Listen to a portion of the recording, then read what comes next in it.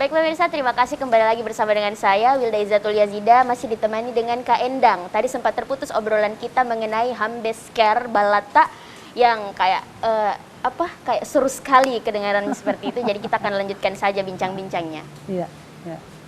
Ya, Hambesker Balata ini menjadi inovasi buat saya karena dia partisipatif dan berbasis komunitas. Jadi yang melakukan rehabilitasi itu semuanya korban. Iya. Korban merehab korban, ya. Jadi memang mereka itu awalnya dibawa, bukan dibawa ya, artinya dampingannya Pemprov waktu itu, dan awalnya untuk bisa bersama-sama mereka itu penuh perjuangan. Iya. Kenapa? Karena dia sempat bilang kami tidak percaya dengan pemerintah. Iya, betul. Kami jadi korban nafsa, kami jadi korban narkoba, ini karena pemerintah. Itu. Saya agak sulit. Jadi pertama itu saya ajak ketemu saja, dan saya tahu bahwa mereka masih anak muda, sehingga saya mengajak bertemu di warkop. Iya. Untuk bertemu di warkop itu, mereka ragu-ragu sama saya. Kok ada sih seorang pemerintah yang mau berteman sama kita? Iya. Gitu. Kami ini kan orang terbuang. Gitu.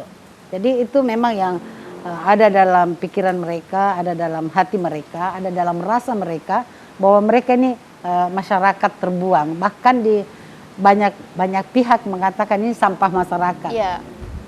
Saya ajak, kemudian saya difasilitasi oleh Mulyadi Prayitno waktu itu untuk bertemu di kantornya Tribun. Yeah. Seru juga ya, karena ternyata media sangat membantu kami ya untuk melaksanakan tugas-tugas itu.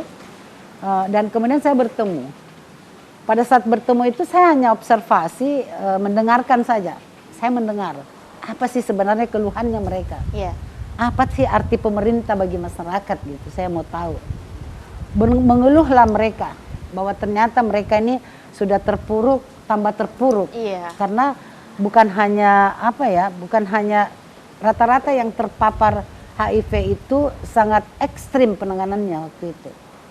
Bahkan mereka sempat ARV yang menjadi obat mereka yang harus tersedia setiap hari dihentikan, harus berbayar. Dan itu perjuangan lagi bagaimana agar mereka bisa mendapatkan obat kembali. Jadi memang kami malahkan sesama pemerintah harus bersitegang agar menghapus aturan yang membatasi ruang gerak mereka untuk bisa sehat kembali. Karena kan kita berharap walaupun mereka terpapar HIV, mereka bisa berinteraksi dengan masyarakat. Dan di situ saya mencoba membangun komunikasi yang baik dan akhirnya bisa membangun yang namanya Hambesker Balata. Di 2014 kita launching. Dan di 2016 kita seriusi. Saya ajak, apa sih mimpimu? Jadi saya ajak dia mimpi bersama. Ayo kita mimpi yang indah. Agar kita bisa capai hidup yang betul-betul survival di tengah masyarakat. Betul. Dan memang untuk menjadi tempat rehab itu bukan persoalan mudah ya.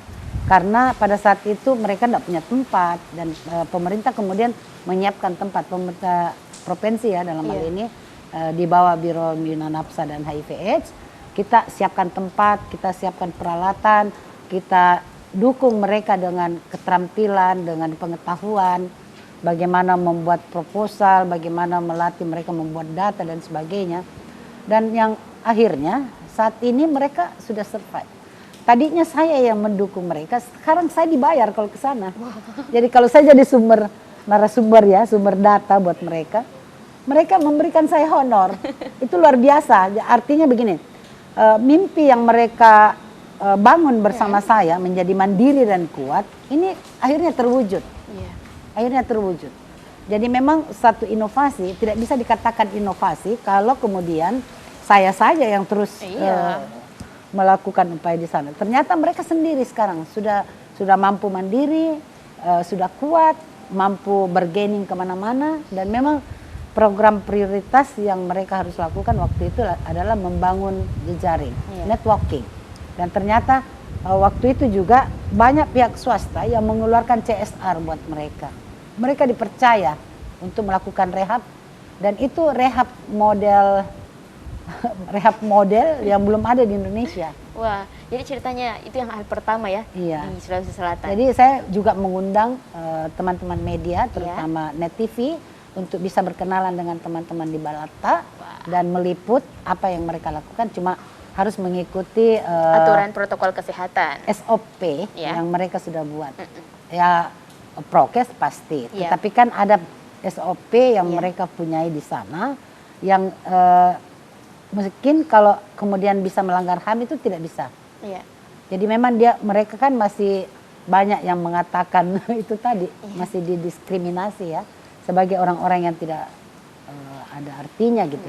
Jadi memang mereka sekarang sudah, tadinya mereka itu hanya menjadi klien rehab, sekarang mereka sudah mampu membangun jejaring, menjadi narasumber, luar biasa lah. Pokoknya kalau saya sudah mengatakan apa yang saya sudah lakukan kepada mereka bersama-sama, karena saya bukan melakukan sendiri, semua dilakukan yang partisipatif, itu sudah nampak. Dan itulah sebenarnya pemerintah. Baik, terima kasih Bu. Baik pemirsa, kita akan lanjutkan bincang-bincangnya setelah jeda berikut, jadi jangan kemana-mana.